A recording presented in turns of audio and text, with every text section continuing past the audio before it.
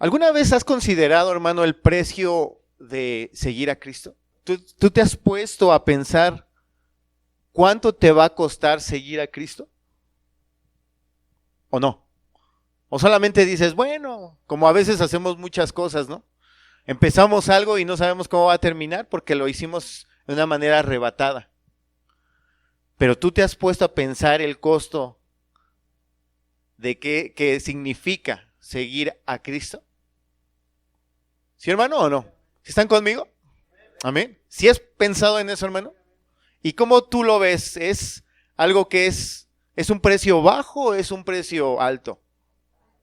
¿Alto, hermano? ¿Qué tan alto? ¿Qué te puede costar, hermano? ¿Qué más te puede costar? Ahorita ya se fue al extremo, ¿no? Me puede costar mi vida. Ese es un extremo. Te puede costar todo, hermano. Te puede costar todo. ¿Y lo has considerado, hermano? ¿Que puedes perder todo? Tu salud, a tu familia, tu casa, aquello por lo cual tú has luchado, tu carrera. ¿Sí te has puesto a pensar en eso, hermano?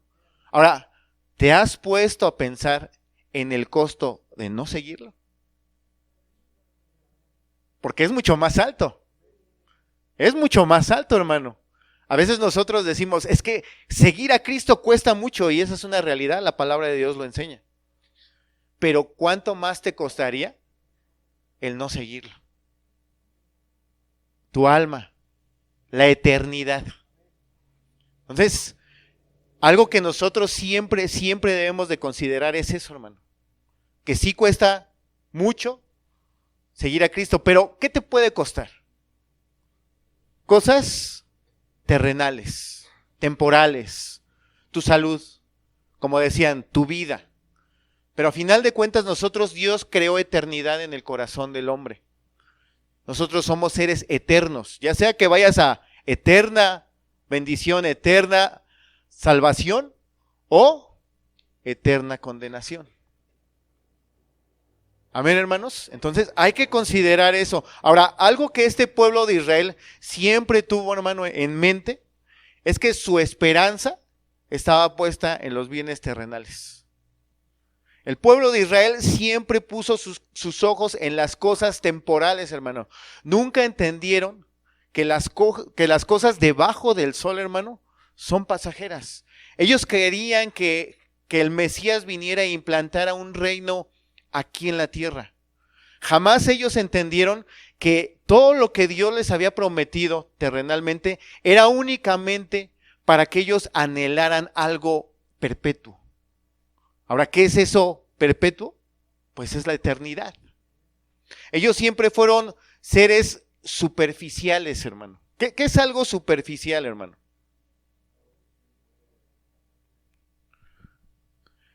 Pero también, ¿sabes qué es? Superficial es algo en lo cual nosotros no razonamos que hay algo más profundo aparte de lo que nosotros vemos.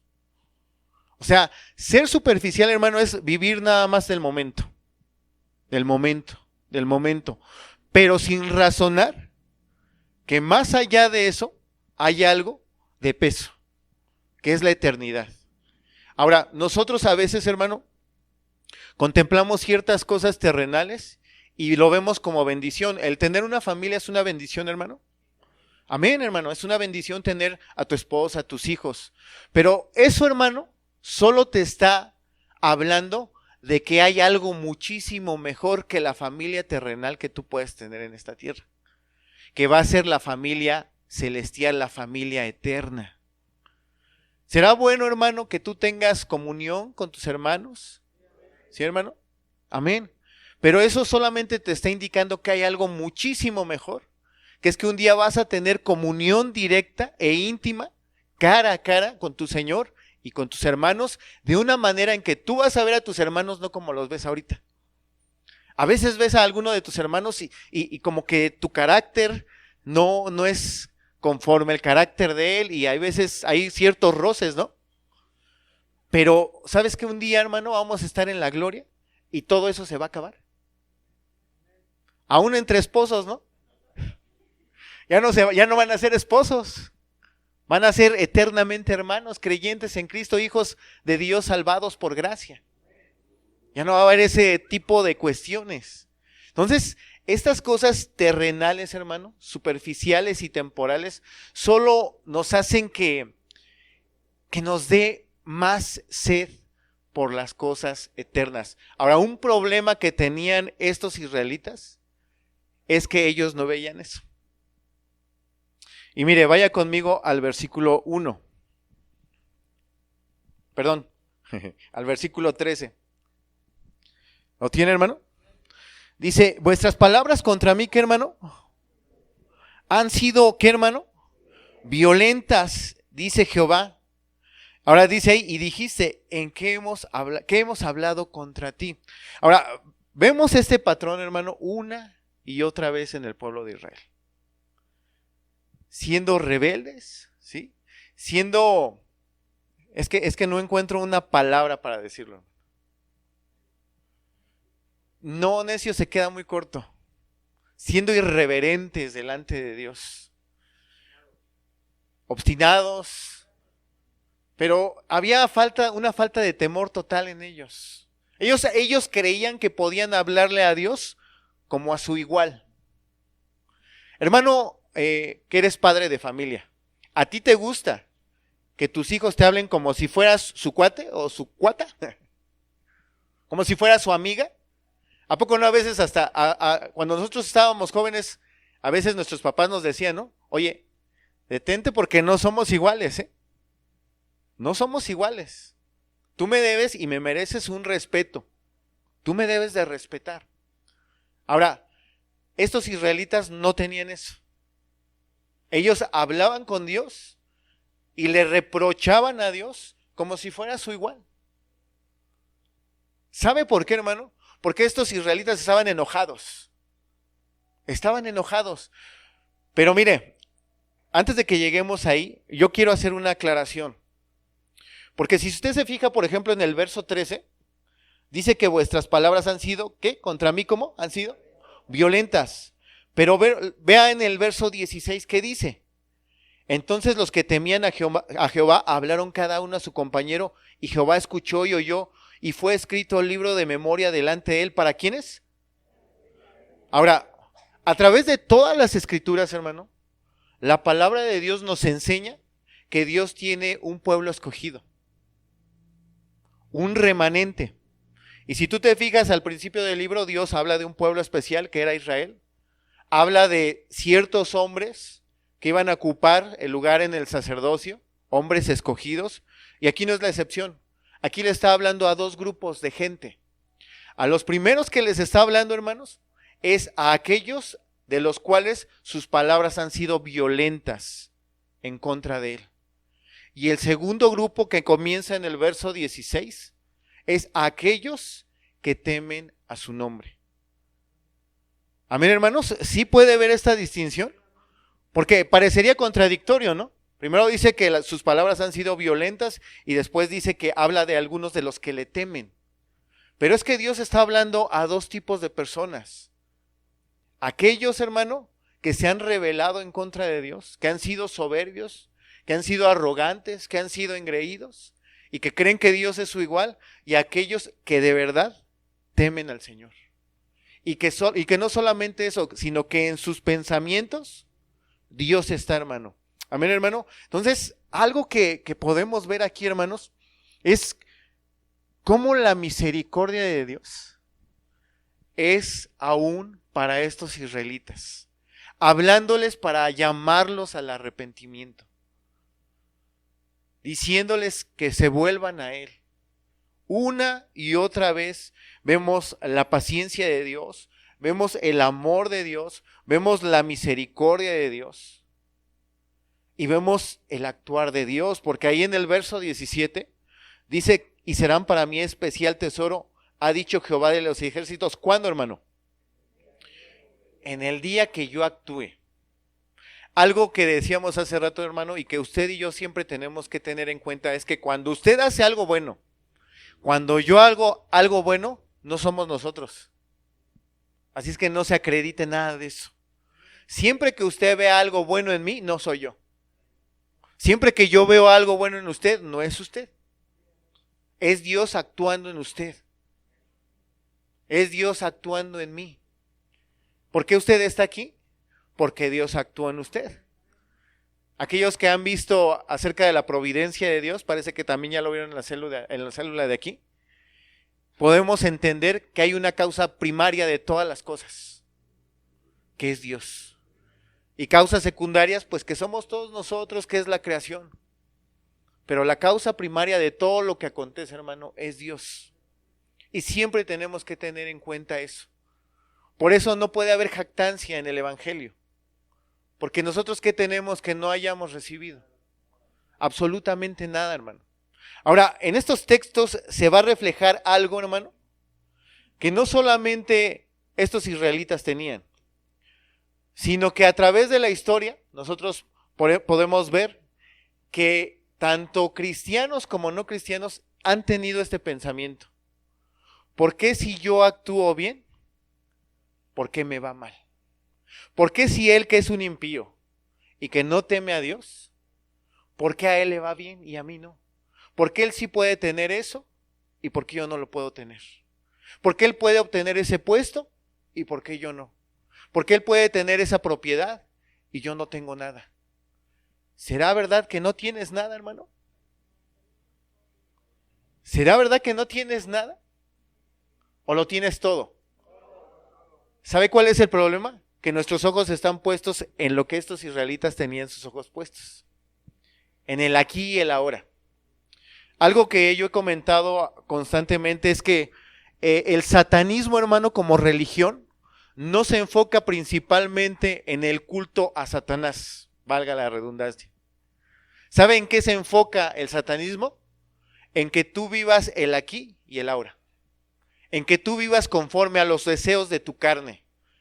Tú tienes deseos de mentir, miente. Tú tienes deseos de pecar, peca. Tú tienes deseos de fornicar, fornica. Así vive el satanismo. Y vemos que esa cultura ya está en todos lados, hermano. Hombres mayores quieren tener sexo con niños, vamos a legalizarlo. Mujeres se quieren tener relaciones con mujeres, vamos a legalizarlo. Y esa corriente está en este mundo, hermano. Ahora, ¿qué tiene que hacer la iglesia, hermano? ¿Vivir conforme a la corriente de este mundo? Vivir en contra, ¿no? Ahora, vivir en contra de la corriente de este mundo, ¿va a ser complicado, hermano? ¿Va a ser difícil? Sí va a ser difícil, hermano. Porque todos van a estar en contra de nosotros. Porque nosotros vamos a querer vivir para agradar a Dios. Y el mundo no quiere agradar a Dios, el mundo se quiere agradar a sí mismo. Entonces vemos a estos israelitas, hermano, que también ellos vivían para agradarse a ellos, hermanos. Y lamentablemente hay muchas iglesias que propagan esto. Que tú mereces tener o vivir como un hijo de Dios. Y por eso esas iglesias están llenas. ¿A quién no le gusta que le digan, no es que tú vas a ser rico? No es que tú eres el consentido de Dios. No es que tú eres el hombre que Dios está esperando para mandar a las naciones. ¿A quién no le gusta escuchar eso? Pero ¿sabes a qué le gusta escuchar eso, hermano? A tu carne. A tu carne. Y eso lo digo porque todos somos así. Todos vivimos en esta carne. Todos estamos luchando contra esta carne. Tú ahorita mismo, hermano, estás luchando con tu carne. Tu espíritu quiere y anhela y tiene hambre. ¿Y tu carne qué es, hermano? Es débil. Somos débiles, hermano. Entonces, este pueblo estaba de esa forma, hermano. Ahora, miren, ahí en el 13 dice que sus palabras, dice, vuestras palabras contra mí han sido violentas, dice Jehová. Y dijisteis, ¿qué hemos hablado contra ti? Algo que nosotros, hermano, debemos de tener, pero bien en cuenta, hermano, es que cada que nosotros proferimos una queja, ¿sí? Dijimos que la causa primaria de todas las cosas, ¿quién es? Dios. Ahora, si tú profieres una queja, ¿contra quién te estás quejando? La queja que sea, hermano. ¿Tú te quejas de tus hijos? ¿Es que mis hijos? ¿De quién te estás quejando? ¿Quién te dio esos hijos? ¿Tú te quejas de tu esposa, hermano? ¿De quién te estás quejando? ¿Quién te dio esa esposa, hermano? Callados, ¿verdad? Si te la dio Dios, hermano, aunque no hables. Hermanas, cuando tú te quejas de tu esposo, ¿de quién te estás quejando? ¿De quién, hermanas? Por eso aquí habla y dice que sus palabras han sido violentas contra él. Porque la causa primaria de todas las cosas, de todo lo que acontece, es Dios, hermano. Y estos israelitas no entendían esa situación. Mire, dice, sigue diciendo en el verso 14. Dice, habéis dicho, por demás es servir a Dios. ¿Qué aprovecha que guardemos su ley y que andemos afligidos en presencia de Jehová de los ejércitos? ¿Se está dando cuenta de lo que está pasando aquí, hermano? Mire, ellos están haciendo cosas, entre comillas, correctas, pero por una motivación incorrecta. O sea, ellos decían, mira, te vamos a servir, vamos a traer ofrendas delante de ti, vamos a traer holocaustos, pero ¿qué me vas a dar? ¿Qué me vas a dar? ¿A ti te gusta que, por ejemplo, cuando es tu cumpleaños, hermano, alguien venga y te regale algo y te diga, pero acuérdate que mi cumpleaños también es tal fecha, ¿eh? ¿Te gusta así, hermano? O sea, ¿qué estás diciendo tú? Ah, bueno, ya lo estás haciendo por un interés, ¿no? Y más si la persona que te lo dijo te dice, mira, tu regalo costó más de 500 pesos, ¿eh? Mire, es que nos da risa, pero a veces así somos con Dios. Señor, mira, yo fui cuando estaba lloviendo, Señor, ¿eh? Y estaba un aguacero, no era una pequeña lluvia. Me mojé mis pies, llegué empapado a la iglesia y pues ayúdame. Pero ese ayúdame es como que me tienes que ayudar. Tienes que hacerlo. Por eso muchas iglesias decretan, porque creen que Dios es su sirviente. No, hermano, Dios no es sirviente de nadie. Ni el Espíritu Santo es sirviente de nadie.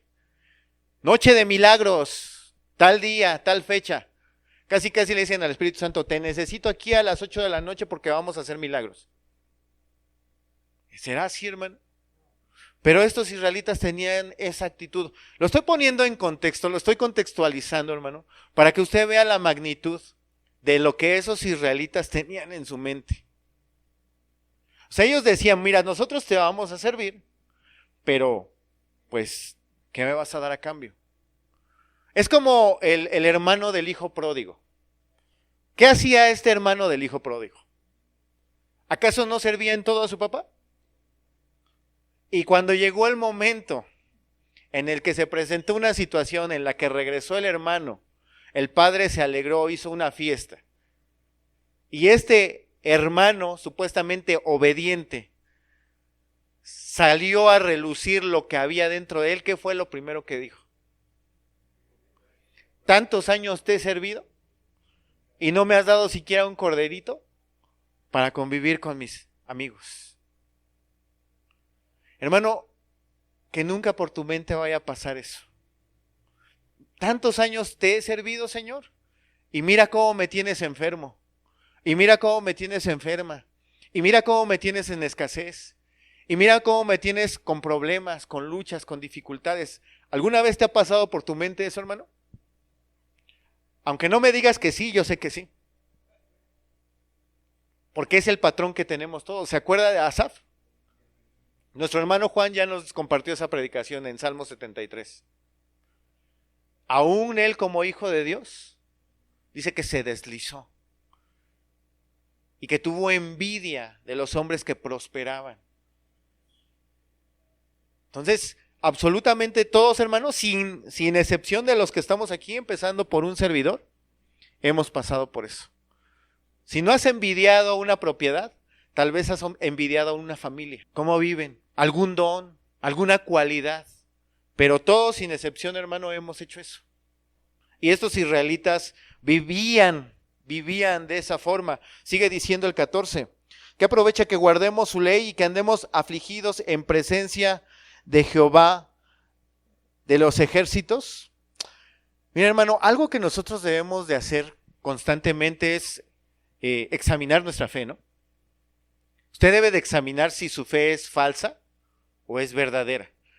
Pero ¿sabe qué, hermano? No solamente tiene que examinar si su fe es falsa o verdadera. También usted debe de examinar, y yo debo de examinar, si su fe se ha fatigado. Ahora, ¿cómo nos damos cuenta que nuestra fe se ha fatigado? Porque empezamos a vivir de las apariencias. Empezamos a cumplir con ciertas cosas, empezamos a venir con regularidad a la iglesia, empezamos a ofrendar, pero muchas veces nuestro corazón está totalmente fuera de la comunión con Dios. Sí puede distinguir, hermano, usted entre el venir religiosamente a la iglesia, leer religiosamente la Biblia, orar religiosamente a Dios y tener una comunión estrecha con Dios. ¿Sí puede distinguir usted la diferencia entre esas dos cosas? Porque si usted no puede distinguir eso, hermano, tiene un problema.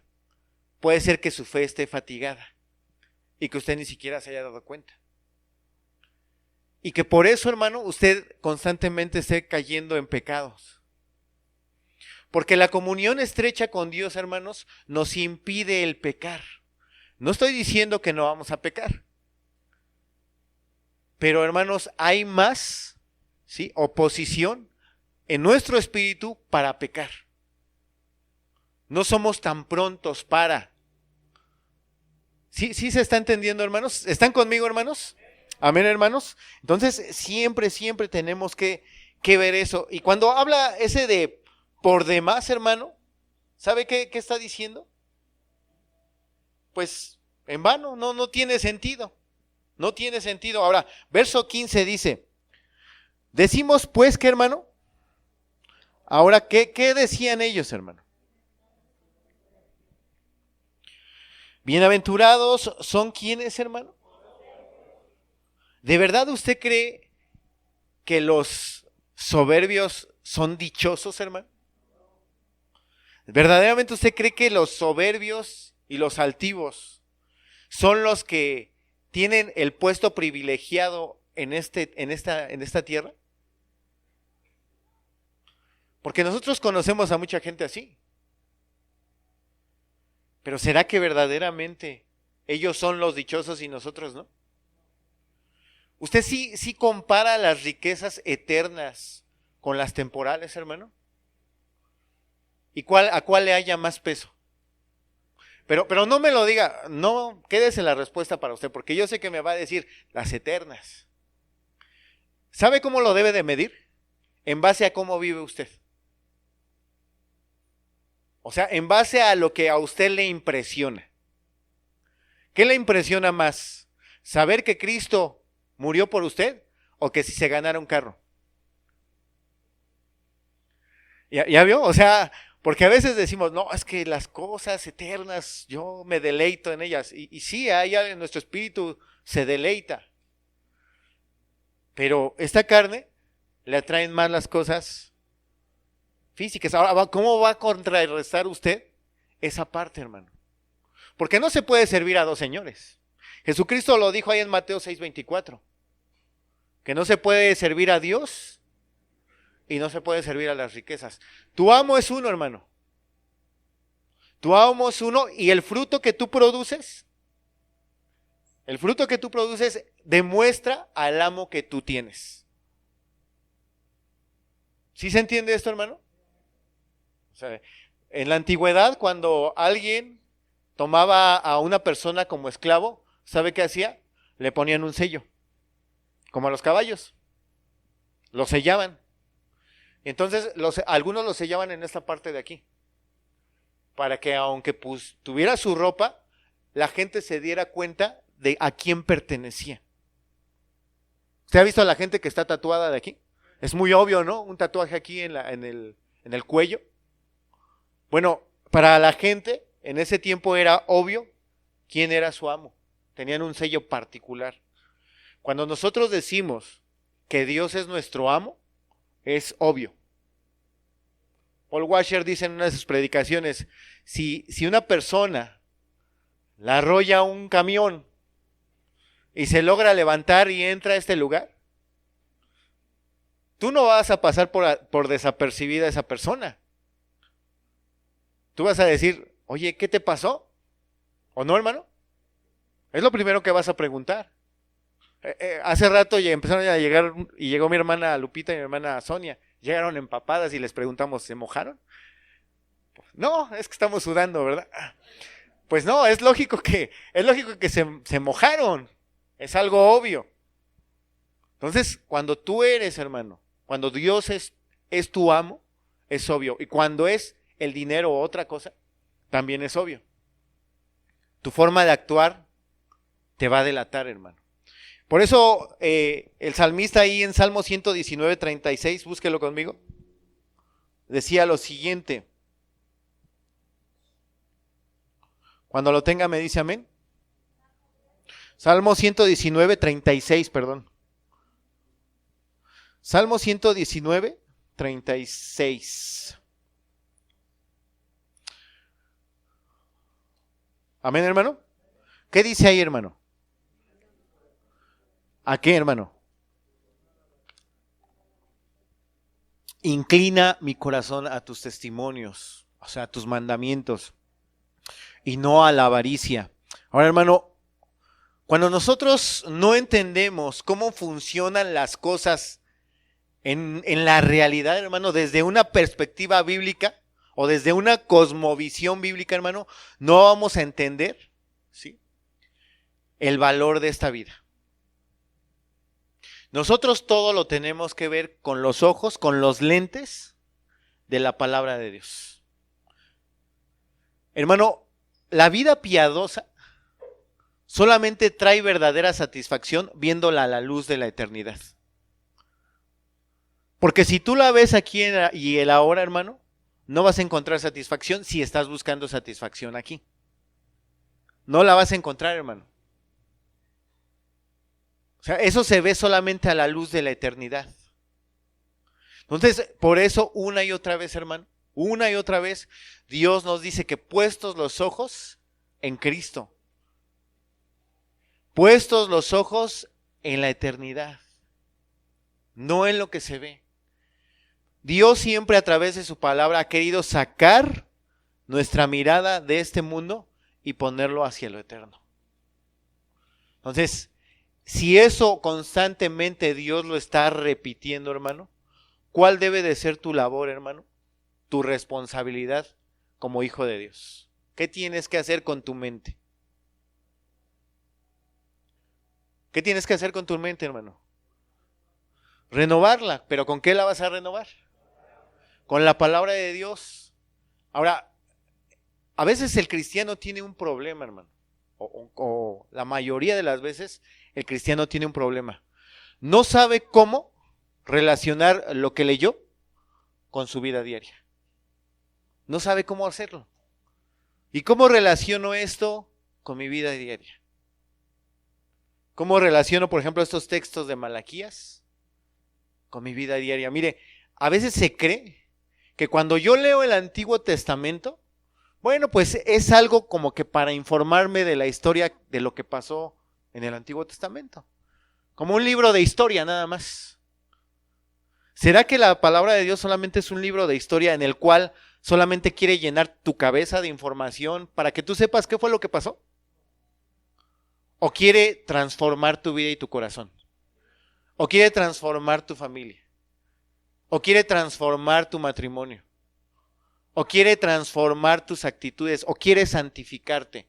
¿En qué se basaban los hombres y mujeres del Nuevo Testamento para conocer a Dios? En el Antiguo Testamento, hermano, que también es palabra de Dios. Es palabra de Dios, hermano. Entonces, cuando tú leas el Antiguo Testamento, no lo leas como un libro de historia que te va a decir qué fue lo que pasó. Aún en Corintios dice que estas cosas han sido escritas, todo lo que pasó el pueblo de Israel en toda su historia, para que nosotros no caigamos en lo mismo que ellos cayeron. ¿Y en qué cayeron ellos? ¿Qué hacían en el desierto, hermano? ¿Pero qué pedían? ¿Qué tipo de cosas? cosas temporales, ¿no? Cosas terrenales. ¿Necesarias? Sí. Pero ellos, hermano, ese era su principal enfoque. Ellos, su pecado, hermano, no era que ellos pidieran agua.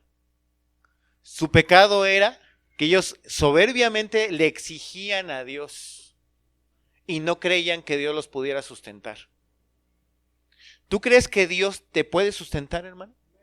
Y estoy hablando en todas las áreas. Espiritualmente Dios podrá sustentarte. Dios tendrá ese poder para preservarte, para perseverar, hacer que perseveres hasta el fin. O tú tienes un Dios chiquito.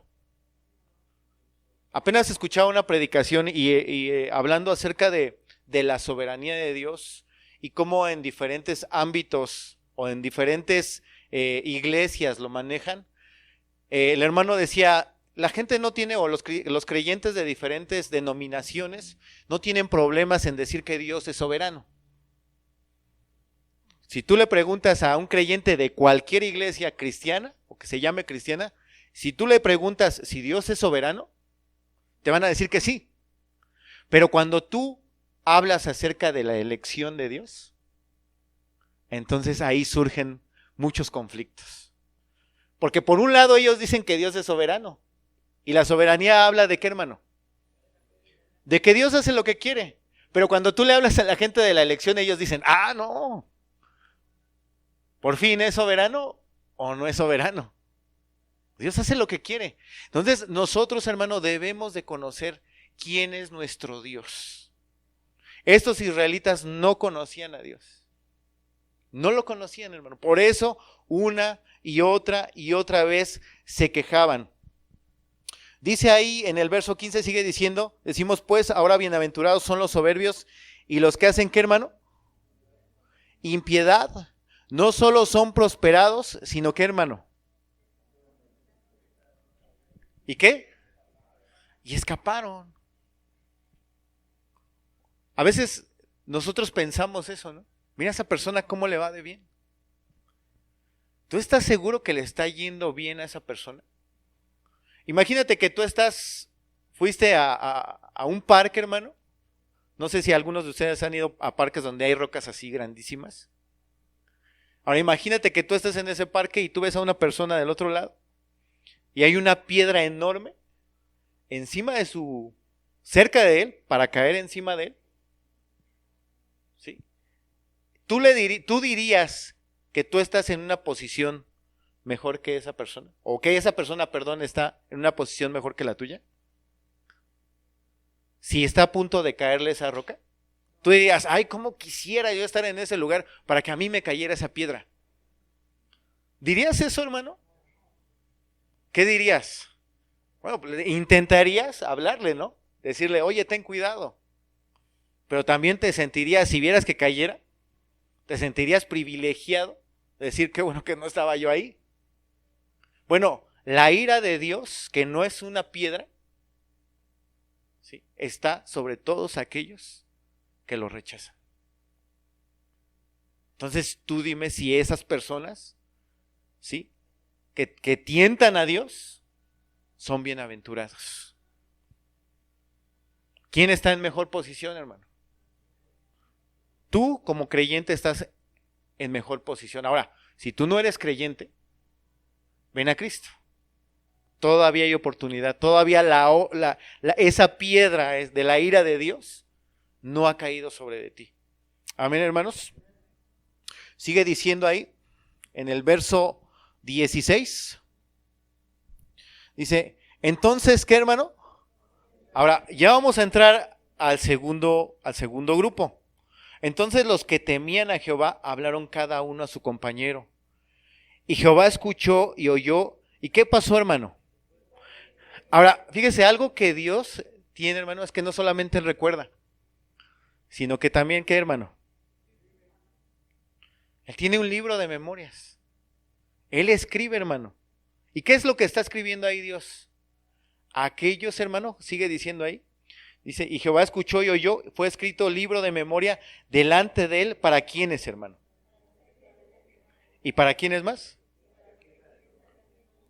Entonces, hermano, Dios no solamente lo recuerda, Él tiene anotado. Él tiene anotado tu nombre. Él tiene anotado tu nombre. Apenas platicaba con una persona y estaba hablando de que les iban a dar una ayuda a los estudiantes, pero que solamente algunos que estaban en una lista. Entonces él preguntaba insistentemente si estaba en la lista y si estaba en la lista y si estaba en la lista. A final de cuentas le dijeron que no estaba en la lista. Y bueno, se desilusionó. Pero eso era una ayuda, hermano. Ahora, quiero que te pongas a pensar, hermano, ¿qué pasaría si tú no estás en esta lista que estamos hablando? ¿Te has puesto a pensar eso? ¿Será que yo sí estoy anotado en ese libro de la vida? Porque si no estás inscrito ahí, hermano, dice la palabra de Dios en Apocalipsis, y el que no se halló inscrito en el libro de la vida, fue lanzado al lago de fuego. Eso es lo que dice, hermano. Eso es lo que dice. Pero mire, vaya conmigo a Daniel capítulo 12. Porque esa es una parte, pero también hay otra parte.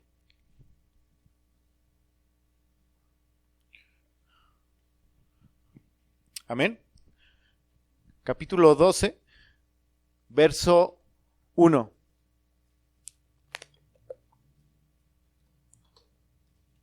¿Lo tiene, hermano? Amén.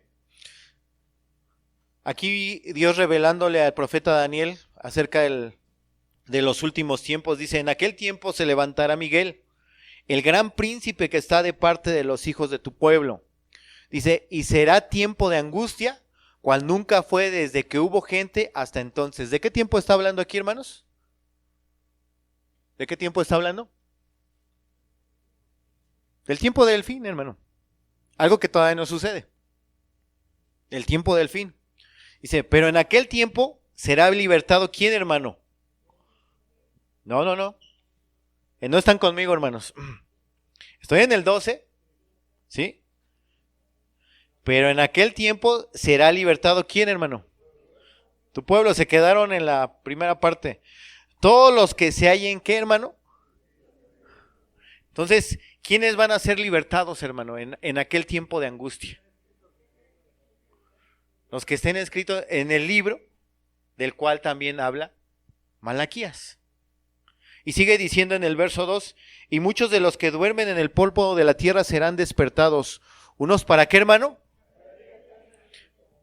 Y otros para vergüenza y confusión perpetua. Ahora, aquí en este punto, hermano, tú tienes que reflexionar. Hace rato hablamos de que Dios le está hablando a dos diferentes grupos de gente.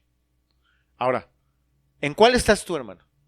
¿En el cual las palabras contra Dios han sido violentas?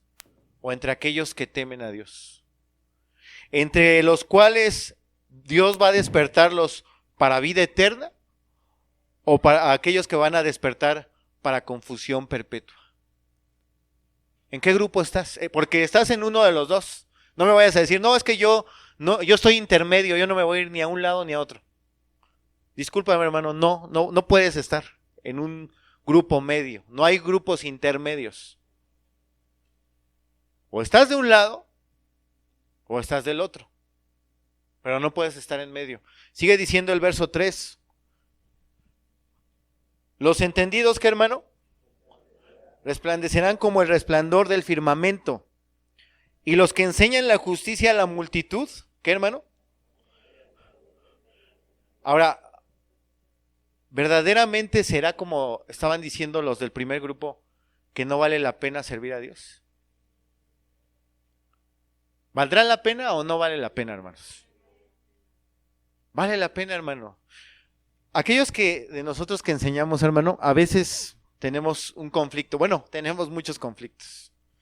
Porque tenemos un conflicto interno en el cual nosotros también estamos luchando contra aquello de lo cual nosotros estamos predicando. Y también estamos luchando porque a veces estamos compartiendo y no vemos ningún tipo de avance. Y a veces nos quedamos pensando preguntándonos, no si vale la pena, pero sí rogándole al Señor que nos permita ver hacia la eternidad, para ver que vale la pena.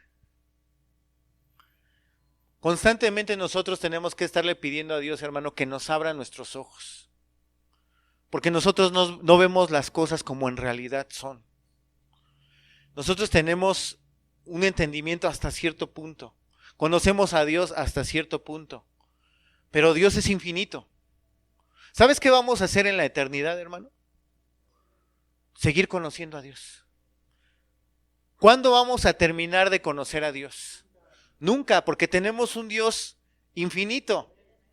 Mucha gente dice, no, y bueno, y después de que ande por las calles de oro y que vea el mar de cristal, pues me voy a aburrir porque voy a estar haciendo lo mismo todos los días. Pensando en cómo es el ser humano. Bueno, el ser humano se aburre rápido de las cosas, ¿no, hermano? Tienes un carro al cual anhelaste, una casa, y ya la tienes, y después dices, bueno, ¿y luego? Y a veces la gente tiene esa perspectiva de la eternidad, como que nos vamos a aburrir en el cielo. No, hermano. Nuestra estadía en el cielo va a ser gloriosa. Cada día vamos a experimentar algo nuevo de nuestro Señor. Lo vamos a ver de una forma diferente a como lo vemos ahora. Lo vamos a ver más claramente. Pero cada momento que pase, hermano, lo vamos a ir viendo más claramente y más claramente. ¿Y sabes cuándo se va a terminar eso? Nunca. Siempre Dios nos va a sorprender. Y siempre, aún aquí, en esta tierra, en este mundo caído, aún Dios nos sigue sorprendiendo. Él es extraordinario. Él es inigualable. Su santidad, lo hemos dicho, no solamente habla de su carácter puro moral. Cuando hablamos de la santidad de Dios, hablamos de Él como un ser extraordinario, en el cual no hay comparación con nada en este mundo. Amén, hermanos. Entonces ya leímos el 3, regrese conmigo a Malaquías.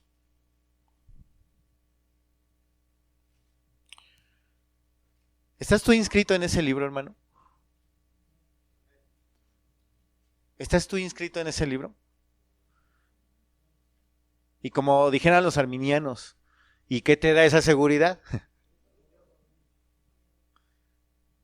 ¿Será que van a ser tus obras las que hicieron esto posible? ¿Qué fue lo que hizo posible esto, hermano? ¿Qué es lo que también hizo posible que hubiera este grupo en ese tiempo de ese periodo del pueblo de Israel? ¿Qué fue lo que hizo que hubiera ese pueblo también?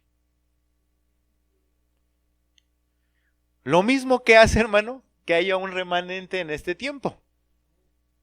Porque la salvación, hermano, es enteramente por fe.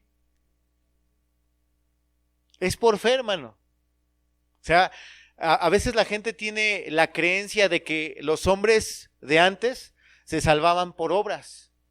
Y que ahora, bueno, pues ahora ya estamos en el pacto de gracia y pues ahora se salvan por gracia, ¿no?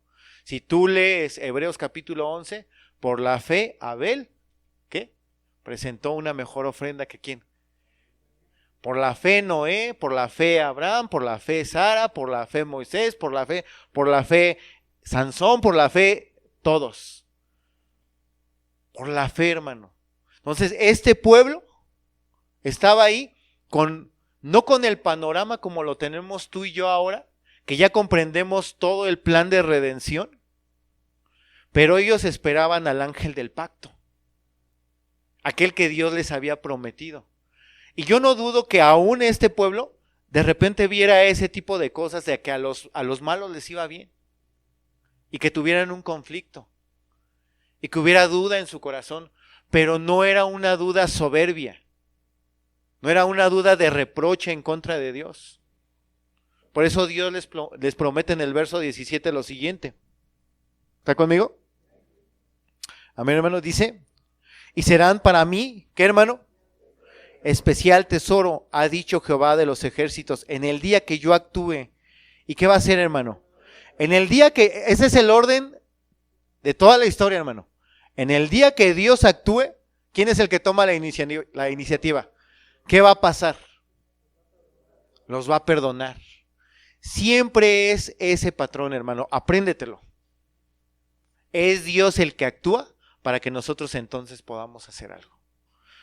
Dice, y los perdonaré, ¿como qué, hermano? ¿Alguna vez alguno de tus hijos se ha llegado a ti y te ha dicho, papá, perdóname? Mamá, perdóname. O discúlpame, o lo siento. Es una experiencia muy bonita, hermano. Muy agradable. Y Dios también espera eso de sus hijos. Nosotros tenemos que tener nuestra vista puesta en Él y en la eternidad. Mire, rápidamente vaya conmigo a Hebreos 11, lo que estábamos hablando hace rato, para que lo tenga bien en claro y yo también lo tenga bien en claro, hermano. Hebreos 11:13.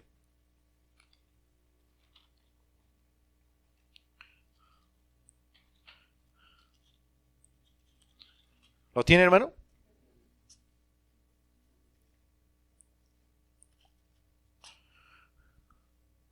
Amén, dice ahí. ¿Lo tenemos? Hebreos capítulo 11, verso 13. Conforme a la fe, murieron todos estos sin haber recibido lo prometido, sino mirándolo de lejos y creyéndolo y saludándolo y confesando que eran extranjeros y peregrinos sobre la tierra. ¿Qué tienes que hacer tú todos los días, hermano? Creer lo que se te ha prometido. Creer lo que se te ha prometido. ¿Qué se te ha prometido, hermano? ¿Qué más? Vamos a ser llevados a la imagen de Cristo. Aunque te veas así, aunque te veas como eres, vas a ser llevado a la imagen de Cristo. Mira, hermano, decía un pastor, por cada vez que te mires a ti, ve 7 veces a Cristo. Ve 10 veces a Cristo. Ve 20 veces a Cristo. Ve 30 veces a Cristo. Por cada vez que te veas a ti, mira 1000 veces a Cristo. Porque en Él no hay tacha, no hay pecado. Y cuando tú te presentes delante de Dios, ¿sabes a quién va a ver al Padre? ¿Sabes qué va a decir el Padre cuando Rubén Martínez se presente delante de Él? Rubén Martínez amó perfectamente a su esposa, amó perfectamente a sus hijos, jamás salió una mentira de sus labios, sus ojos nunca se inclinaron a lo malo, su mente siempre pensó en amarme con toda el alma, corazón, con todo su ser. Rubén Martínez, perfecto. Porque ¿a quién está viendo? A Cristo. Y cuando se presente Rubén Martínez delante de la presencia de Dios, no se va a presentar ahí Rubén Martínez, se va a presentar Cristo. Él tomó nuestro lugar, hermano. Por eso cuando Él fue a la cruz, tomó nuestros pecados. Tomó nuestros pecados. Entonces, ¿tenemos bendición, hermano, de parte de Dios? ¿O quieres las bendiciones terrenales? ¿Te conformas con las migajas de este mundo? Porque este mundo no te va a dar más. Este mundo te va a dar migajas. Eso es lo que te va a dar. No te va a dar más, hermano.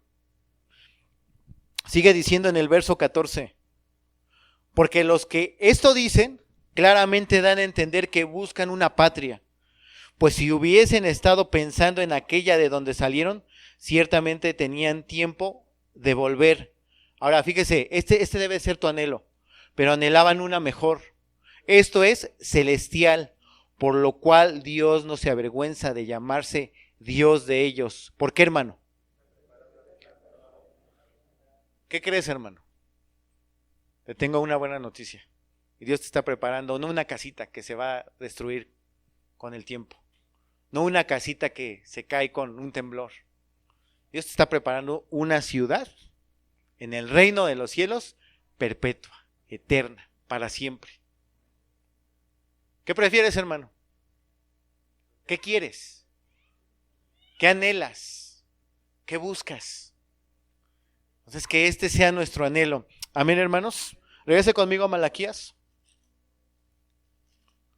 Es que lo que Cristo ha ganado por nosotros, hermano, hoy en este tiempo, fue lo mismo que ellos estaban esperando, hermanos.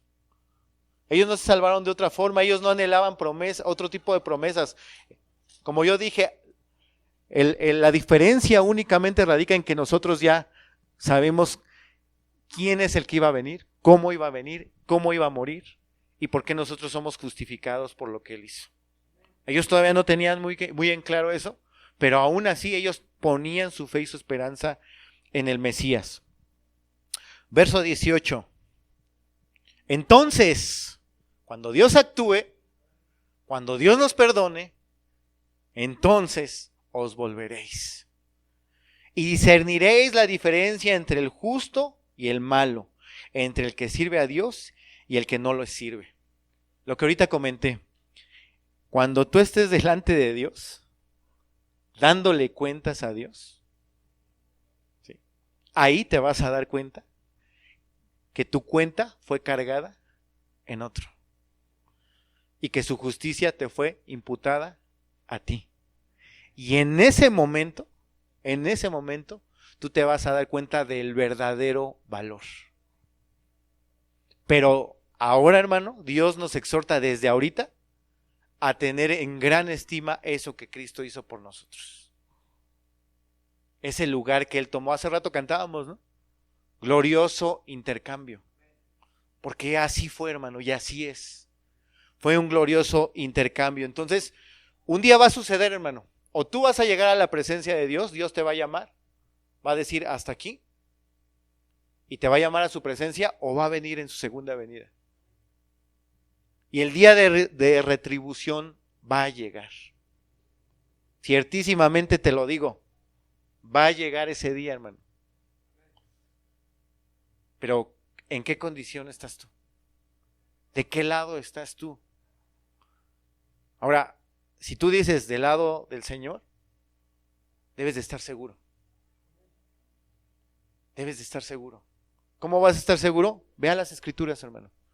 Ve, refléjate ahí en la palabra de Dios. Cuando vamos a leer la palabra de Dios, hermano, también debemos de pedir que la palabra de Dios nos lea a nosotros. Porque este libro tiene vida. No tiene manos, pero te toca. Amén, hermano. Ahora, en base a todo esto que hemos visto, hermano, ¿cómo debemos de servir a Dios? ¿Con la motivación de yo te doy y tú me das? ¿Cómo debemos de servir a Dios? Vamos a 3 citas y terminamos. Hebreos capítulo 6, verso 10. Cuando lo tenga me dice amén.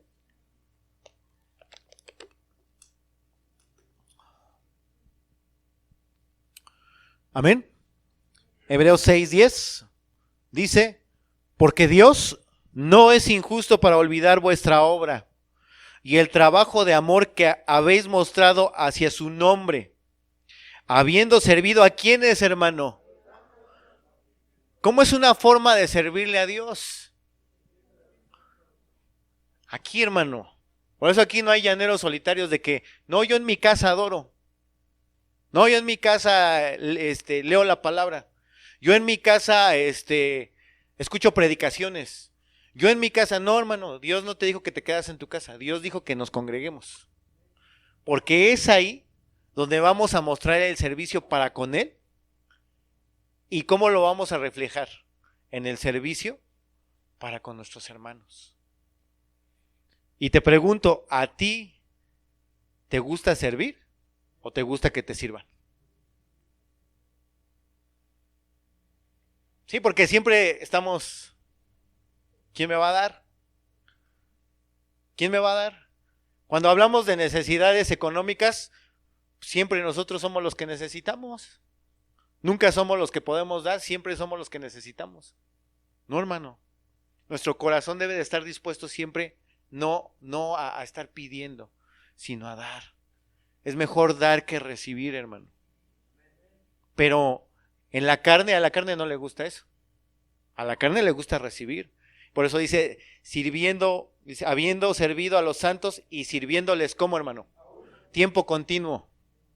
Aún el domingo, aún los tienes que seguir sirviendo. El miércoles, aún los tienes que seguir sirviendo. Los lunes, aún les tienes que seguir sirviendo. Los viernes, aún les tienes que seguir sirviendo.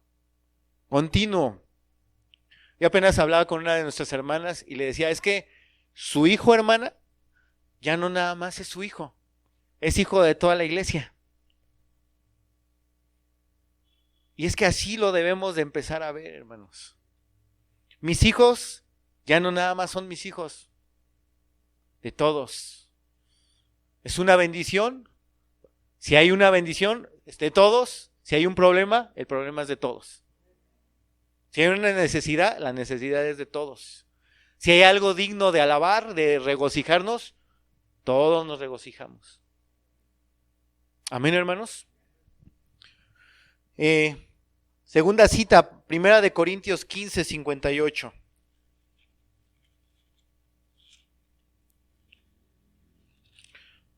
Primera de Corintios 15, 58. Amén, hermano. Dice la palabra del Señor. Primera de Corintios 15, 58. Así que, hermanos míos amados, ¿qué debemos de hacer, hermano? Estar firmes y ¿cómo? Y constantes, hermano. ¿Qué más tenemos que hacer? Creciendo en la obra del Señor siempre. Ahora, ¿dónde se ve la obra del Señor? Aquí, hermano. En tu casa también. En tu vida también creciendo. Debes de estar creciendo. O sea, cuando habla de crecer, habla de algo constante. ¿Sí? Dice, creciendo en la obra del Señor siempre, sabiendo que, ¿qué, hermano? Que vuestro trabajo en el Señor no es en vano. Así tú le des un vaso de agua a uno de los hijos del Señor. ¿Qué es lo que Dios le dice cuando le dice a ese hombre que pase el gozo de su Señor? ¿Qué le menciona? Porque tuve hambre y me diste de comer. Tuve sed y me diste de beber. O sea, no creas que es que yo voy a ir a China y ahí voy a evangelizar a todos. No, hermano, con el que tienes al lado. Con el que tienes al lado. Sírvele a tu hermano que tienes al lado. Y sírvele de corazón. ¿Cómo le tienes que servir? Como para el Señor. 2, como te gustaría que a ti te sirviera. De esa forma. Amén, hermanos. Dice, sabiendo que vuestro trabajo en el Señor no es en vano. Última cita, hermano. Apocalipsis 14, verso 12 y 13. Ya estamos por irnos, hermano. Perdón, me extendí unos minutitos. Apocalipsis capítulo 14, versos 12 y 13. Le voy a dar lectura. Y dice ahí, aquí está la paciencia de los santos, los que guardan los mandamientos de Dios y la fe de Jesús. ¿Por qué habla de la paciencia de los santos, hermano? Porque algo que tenían los israelitas es que no tenían paciencia. Ellos querían las cosas ya. Queremos que ya llegue el Mesías. Queremos que ya su reino sea implantado. No. Aquí está la paciencia de los santos. ¿Qué dice? Que guardan los mandamientos, ¿sí? Y la fe de Jesús. El verso 13 dice, y oí una voz que desde el cielo me decía, escribe, bienaventurados de aquí en adelante los muertos que mueren en el Señor. Sí, dice el Espíritu, descansarán de sus trabajos. ¿Por qué, hermano? Todo lo que tú hagas para el Señor, hermano, va a tener recompensa. Y te voy a decir una cosa, hermano. Dios no tendría por qué recompensarte. Pero Él te quiere recompensar. Va a haber galardones. Entonces, ¿cómo debemos de seguir al Señor? ¿Cómo debemos de servirlo? Con los ojos puestos en Cristo, autor y consumador de la fe, y con los ojos puestos en la eternidad.